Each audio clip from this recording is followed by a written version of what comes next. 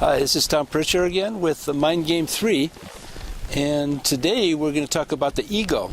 I had a question about the ego. What is it and what role does it play in the mind game? So this is what we're going to be talking about. I was teaching a class one day with 20 people or so, and somebody asked me, Tom, what is the ego? And I said, not now. Like I was angry, and they were startled a little bit, and then I pointed and said, there it is, that's the ego.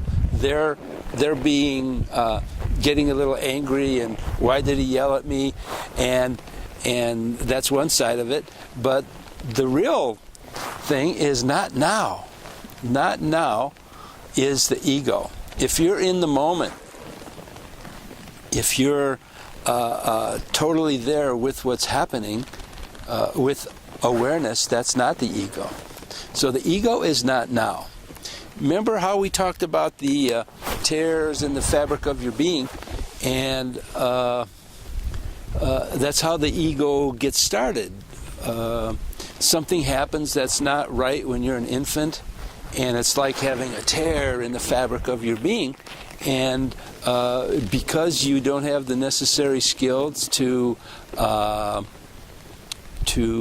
fully experience that stress or that trauma, you're hardwired to make up something in your mind to fill that gap, to fill that tear. And so your mind makes up something, whether it's an emotion, this or that. And so something happens again, and you don't have the skills or the awareness to experience, and the same thing happens. So after a while, you develop a strategy of not experiencing what's happening in the moment, but to experience what your mind makes up about what is happening. And that's illusion, because it's made up. And that's basically the ego. The ego is like your made-up self, small s self, and in that sense there is no small s self. And so then this person went on to say something about, well, I've had other spiritual training, and they've taught me that I have to annihilate the ego, and it takes years and years and years to annihilate the ego. And well, why try to annihilate what's not real? Because, remember how I say so often, what you defend against you make real. And that's just what the ego wants, is for you to feed it. Remember in the last video we talked about the good wolf and the bad wolf, and the spider and the fly, and feeding the mental body. And the ego wants you to feed it. So fear, anger, and the negative type emotions that overshadow you, well, not just negative, when something overshadows you and sort of takes control, that's just what the ego wants, because then you give it more energy. Fear and anger and guilt and stuff like that takes a lot of energy, and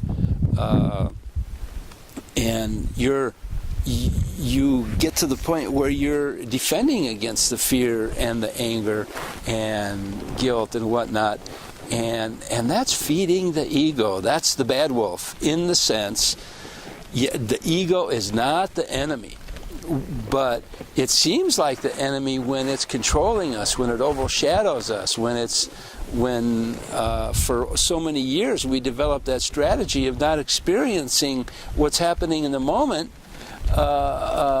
So we no longer almost can do that, because we're habituated to being in that made-up reality. So that's the ego, and it's very important to make the ego not this bad thing that you have to annihilate, but how do you operate in the world without an ego?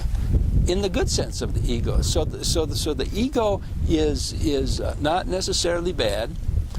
Remember the story? It's not good, it's not bad, it's just the way it is. maybe I didn't tell that in this for a long time on videos, but somewhere back in the old videos that probably are online, I tell the story about how it's not good, it's not bad, it's just the way it is. And then I relate that to the Heart Sutra and that famous line from the Heart Sutra, Shiki Shiki Fu Shiki Ku. Emptiness is form, form, emptiness. And that's just the way it is, you know. Things are just the way they are, and that's fine. That's almost just the way it's supposed to be until your mind comes in and makes up something about what is happening. And that making up, that illusion, that small s self, which really doesn't exist because it's made up. So why try to annihilate it? Why make it your enemy?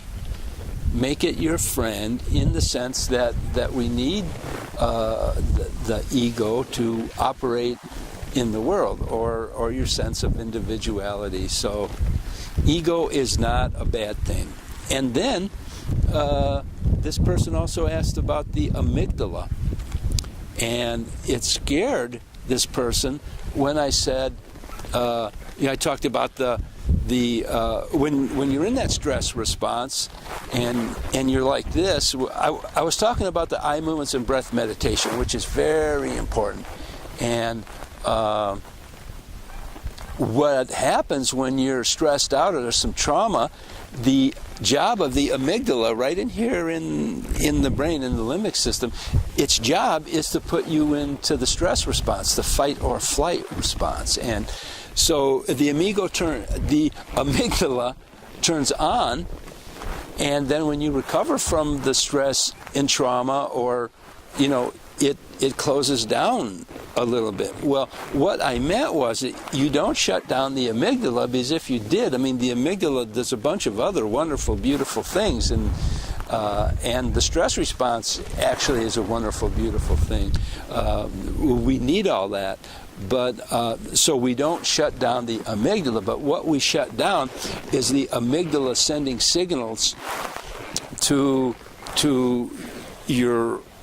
your brain, mind, and body to be stressed all the time, and then the slightest little thing sets you off. So I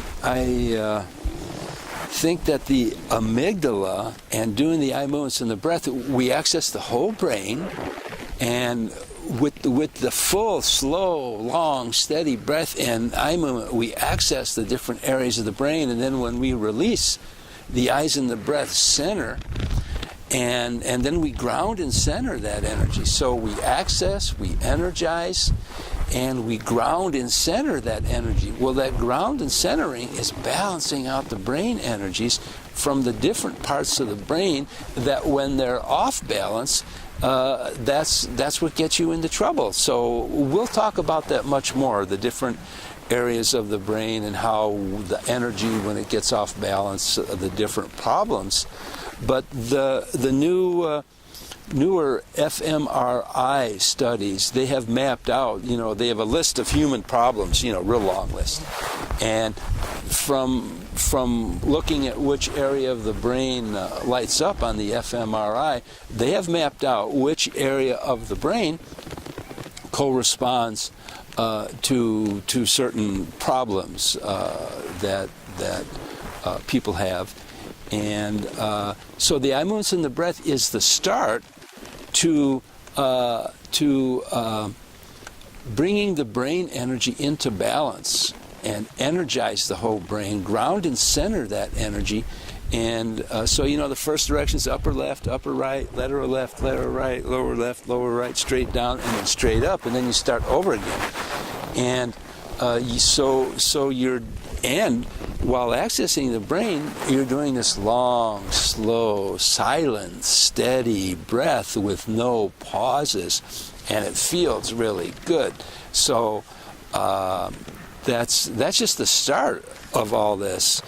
That was in the several times online, but the last series, it was called Sacred Place.